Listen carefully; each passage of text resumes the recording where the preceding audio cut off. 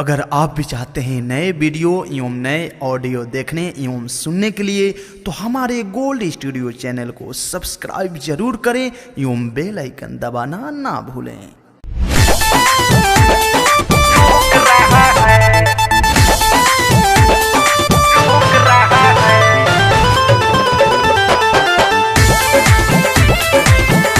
Produced by Gold Studio।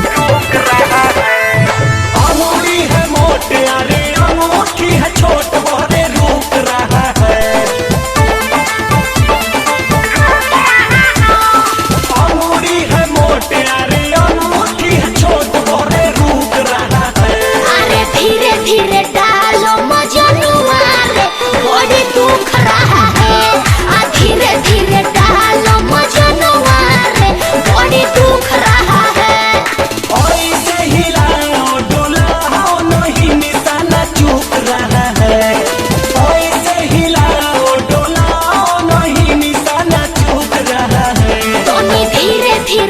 डालो मजनुआ।